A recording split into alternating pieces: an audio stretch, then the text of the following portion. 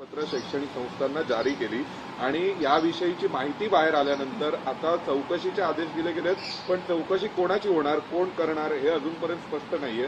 प्रमाणपत्रांवर उपसचिव मिलिंद सोनाय यांची महत्त्वाची गोष्ट म्हणजे 3 दिवसांचा शासकीय दुखवटा होता त्या काळात. नाही, तुमच्याच चॅनलवर मी पाहिलं की माननीय मुख्यमंत्र्यांनी त्याला स्टे दिलेला असं आजच्या सकाळच्या वर्तमानपत्रातही आलेलं आहे आणि तुमच्या चॅनलनी दाखवलेलं आहे की मुख्यमंत्र्यांनी त्याच्यावर स्टे दिलेला आहे. आणि तुमच्या या तत्परतेमुळे म्हणजे खरं मीडियाचे आभार मानले पाहिजेत की मीडियाने हे उघड केलं हा सगळा घोटाळा आणि त्याच्यावर आता इन्क्वायरी लागते. त्याच्यामुळे मला असं वाटतं माननीय मुख्यमंत्र्यांनी ह्याच्यावर एक स्टेटमेंट केलं पाहिजे की नक्की काय झालं आणि ह्याची पूर्णपणे एक पारदर्शकपणे इन्क्वायरी झाली पाहिजे की हे झालंच कसं आणि जे कोणी दोषी असतील याच्या मागे त्यांना शिक्षा झाली पाहिजे अशी मी मागणी महाराष्ट्राच्या माननीय मुख्यमंत्र्यांकडे करते. सरकारमध्ये प्रशासनावरती एक मान असणं गरजेचं आहे, प्रशासनावरती वचक असणं गरजेचं आहे.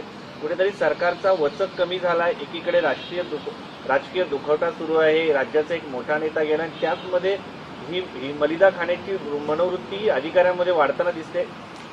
हे खूप दुर्दैवी घटना आहे आणि महाराष्ट्राचं प्रशासन म्हणजे पोलीस यंत्रणा असेल किंवा प्रशासन हे देशामध्ये अतिशय उत्तम राहिलेलं आहे. त्यामुळे हा जो नवीन ट्रेंड येतोय हा चिंताजनक आहे, कारण का ह्याच्यात बदनामी होते महाराष्ट्राची. म्हणजे दिल्लीत आता मी आले आहे, मला अनेक प्रश्न जे महाराष्ट्राबद्दल विचारले त्यातला हा एक महत्वाचा प्रश्न, कारण का आजकाल मीडिया एवढा अलर्ट झालाय, सगळ्या भाषांमध्ये बातम्या लगेच पोचतात, चॅनल्सद्वारे, सोशल मीडियाचे प्लॅटफॉर्म्सद्वारे. त्यामुळे याच्यात महाराष्ट्राचीही आणि महाराष्ट्राच्या प्रशासनाची दुर्दैवाने बदनामी होते. त्यामुळे हे महाराष्ट्राच्या हिताचं नाही असं आणि माझी अपेक्षा आहे की महाराष्ट्राच्या माननीय मुख्यमंत्र्यांनी याचा जातीने लक्ष घालून अशा गोष्टी पुन्हा महाराष्ट्रात होणार नाही याची खबरदारी घेतली पाहिजे. एक असं आहे की त्यांच्या मृत्यूनंतर काही GRही जारी झाले, त्याशिवाय हे प्रमाणपत्र अशा प्रकारे सही करण्यात आली. या दोन मुद्दे, एक तर बहीण म्हणून तुम्हाला काय वाटतं की भावाचा मृत्यू झाल्यानंतर तो नेता होता तरी सुद्धा अशा घटना घडल्या, आणि दुसरा मुद्दा विरोधी पक्ष म्हणून तुम्हाला काय वाटतं मंत्र्याच्या अनुपस्थितीमध्ये अशा प्रकारे फायली क्लिअर केल्या जातात. काही ठिकाणांना काहीच लोकांना लाभ दिला गेला असं दिसते बऱ्यापैकी. म्हणजे माणुसकीचा काय हो, माणुसकी राहिली आहे का नाही? आणि त्या मंत्रालयामध्ये दुखवटा असताना एवढं मोठं म्हणजे होतेच कशी ही घटना, ह्याची पारदर्शकपणे इन्क्वायरी झाली पाहिजे. आणि ज्या लोकांनी ही आहे केलेली आहे गोष्ट ह्याची त्यांच्यावर स्ट्रॉंग ऍक्शन माननीय मुख्यमंत्र्यांनी घेतली पाहिजे आणि ती टाइम बाउंड मॅनरमध्ये झाली पाहिजे. काय 6 महिने 1 वर्ष 2 वर्ष चालणार नाही. माझी अपेक्षा आहे की देवेंद्रजींनी त्यांचा इतके वर्ष प्रशासनाचा अनुभव राहिलेला आहे, महाराष्ट्राचे मुख्यमंत्री राहिलेले आहेत, माझी अपेक्षा आहे की माणुसकीच्या नात्याने त्यांनी तातडीने याच्यावर ऍक्शन घेतली पाहिजे. एकीकडे पक्ष दुःखवटीत होता, एकीकडे पक्ष खूप दुःखात होता. त्याच काळात अजितदादा यांच्या पक्षाचा एक मंत्री, त्याचा PA जे आहे लाच घेताना सापडतो, तेही मंत्रालयाच्या दुसऱ्या मजल्यावरती. याकडे नरहर झिरवाळ बद्दल बोलतायत ते, आणि ते एकतर लाच पकडताना सापडले गेले, एक त्याच्यावरती प्रतिक्रिया द्या. बरोबरच हे सांगितलं जात आहे की सुनेत्रा पवार यांची ही एक टेस्ट आहे आणि त्यात त्यांनी नाराजगी व्यक्त केली. मला माहिती नाही नाराजी व्यक्त केली का नाही, मी कसं सांगणार, मी तिथे नव्हते, त्याच्यामुळे मी काय कन्फर्म करू शकत नाही. आणि चॅनल्स म्हणतात म्हणून त्याच्यावर अयोग्य राहील मी काय बोलणं. पण एक गोष्ट दुर्दैवी आहे आणि माझ्यासाठी धक्कादायकच आहे की एखाद्या सिटी पक्षाचा विषय नाहीये, एक बघा पक्ष असतो, पण जेव्हा मंत्रालय असतं तेव्हा मुख्यमंत्री त्याचे अध्यक्ष असतात त्या पूर्णपणे त्या वास्तूचे, आणि मंत्री हा मंत्री असतो, मग नुसतं त्याला कॅटेगराईज तुम्ही पक्षात नाही करू शकत. पण ज्या पद्धतीने ही सगळी घटना झाली हे माझ्यासाठी धक्कादायक होतं. ACB कुणाला रिपोर्ट करतं? ACB हे रिपोर्ट करतं होम मिनिस्ट्रीला, करेक्ट? ज्या 6व्या मजल्यावर महाराष्ट्राचे माननीय मुख्यमंत्री बसतात, होम मिनिस्ट्री माननीय मुख्यमंत्र्यांकडे, त्या माननीय मुख्यमंत्री ज्या 6व्या माळ्यावर बसतात त्या 6व्या माळ्यावरच्या होम मिनिस्ट्रीनीच 3ऱ्या-4थ्या मजल्याच्या त्यांच्याच कॅबिनेट मधल्या त्यांच्याच मंत्र्याच्या विथे ACB जाणं हे धक्कादायक नाहीये का? मग ही कंप्लेंट केली कोणी? माननीय मुख्यमंत्र्यांनी उत्तर दिलं पाहिजे याचं की जर तिथे कोणीतरी टिप ऑफ दिला ना, मग हा टिप ऑफ कोणी दिला? स्वतःच्याच मंत्र्याला, स्वतःच्या मंत्रालयात, ज्या मंत्रालयाच्या बिल्डिंगचे अध्यक्ष राज्याचे तुम्ही आहात, डिपार्टमेंट तुमचं आहे, तुम्हीच स्वतःच्या मंत्र्यावर रेड करता. मग ह्यांना टिप ऑफ म्हणजे इट्स म्हणजे इंग्रजीमध्ये अंडर हिज नोज. माननीय मुख्यमंत्र्यांच्या डोळ्यासमोर त्या वास्तूमध्ये, ज्या वास्तूमध्ये तुम्ही बसता त्याच वास्तूमध्ये तुमच्या स्वतःच्याच मंत्र्याच्या विरोधात त्याचंच ऑफिस तुम्ही सील करता. I mean it's just shocking. ते कोल्ड वॉर आहे म्हणायचं सरकारमध्ये. ते ना मला माहिती नाही, मला हे विश्वासच बसू शकत नाहीये. म्हणजे आपल्याच घरामध्ये आपण आपल्याच माणसावर रेड करणं, मग हा टिप ऑफ कोणी दिला आणि हे खरं आहे नाही खरं आहे ह्याची उत्तरं माझ्याकडे नाहीये. अजित पवार यांच्या पक्षाच्या वतीनं कोणी बोलत नाहीये. उपमुख्यमंत्री अजित पवार यांच्या पक्षाच्या वतीनं प्रेशर टाकण्यासाठी एक जण विचारा नवीन DCM वरती प्रेशर टाकण्याचा प्रयत्न आहे का? आताच ते रिसेंटलीच त्यांनी जस्ट आपला पदभार स्वीकारला. हे नाही, मी ह्या कुठल्याच प्रश्नाची उत्तरं देऊ शकत नाही, कारण मला वास्तव नाही माहिती आणि मी फक्त वास्तवतेवर बोलते.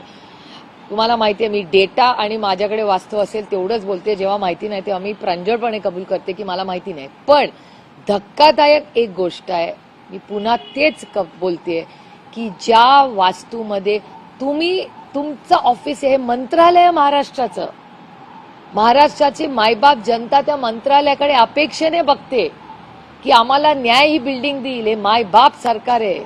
मायबाप सरकारच जर स्वतःच्याच मंत्र्यावर या गोष्टी स्वतःच्याच वास्तूमध्ये, इट इज जस्ट शॉकिंग.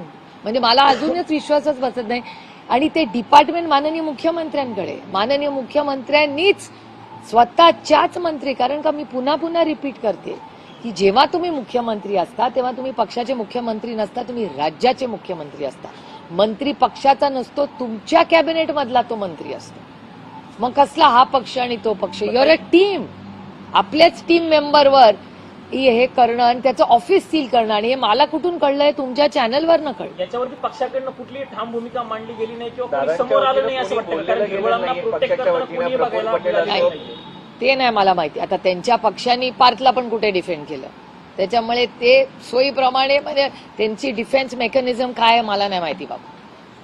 काही महसूल मंत्र्यांवरही आरोप झालेले आहेत. काही एकच प्रश्न आहे याच्या संदर्भामध्ये. ज्या पद्धतीने सांगितलं जात आहे की पक्षाच्या नव्या नेतृत्वाने समज दिली याचा अर्थ काहीतरी घडलं असं समजायचं.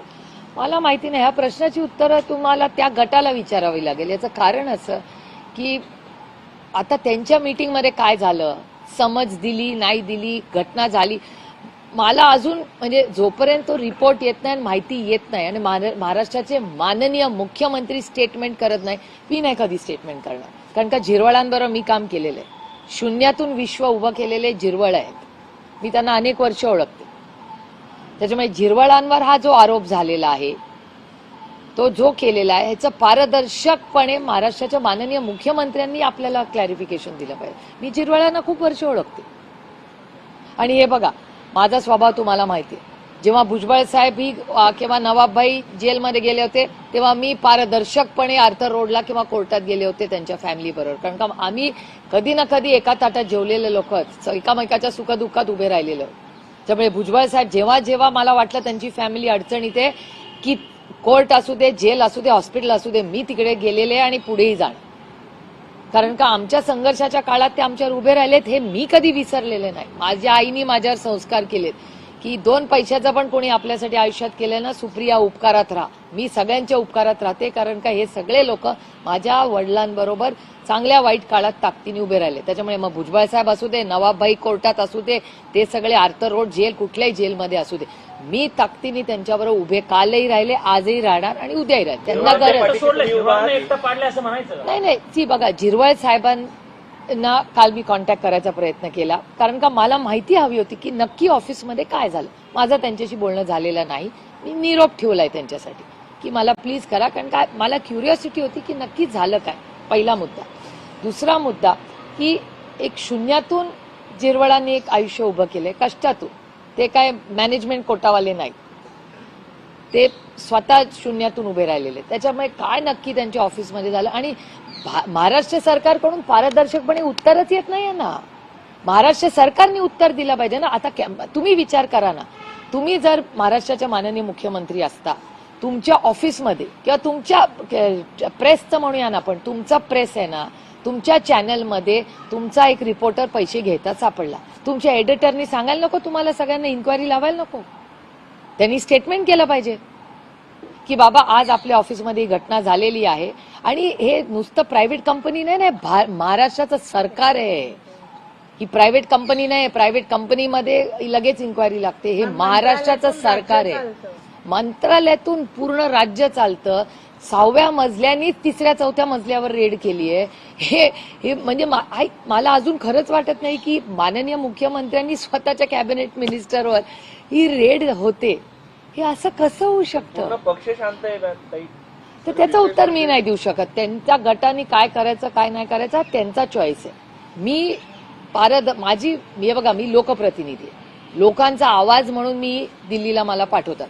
त्याच्यामुळे महाराष्ट्र सरकारमध्ये जे काय होतं किंवा ज्या राज्यातून मी येते किंवा दुसऱ्या राज्यांमधून येते, मला लोकांनी इथे बोलायलाच पाठवलेला आणि न्याय मागायला आणि मी विरोधात आहे. त्याच्यामुळे अर्थातच माझी नैतिक जबाबदारी आहे की माझ्या राज्यात, ज्या राज्यातून मी निवडून येते त्या राज्यात जर चुकीच्या गोष्टी होत असतील ज्या कधीच झालेल्या नाहीत. एसीबीची रेड मंत्रालयात होते, कॅबिनेट मिनिस्टरचं सील होतं, कॅबिन सील होतं. ऐसा कैसे हो सकता है?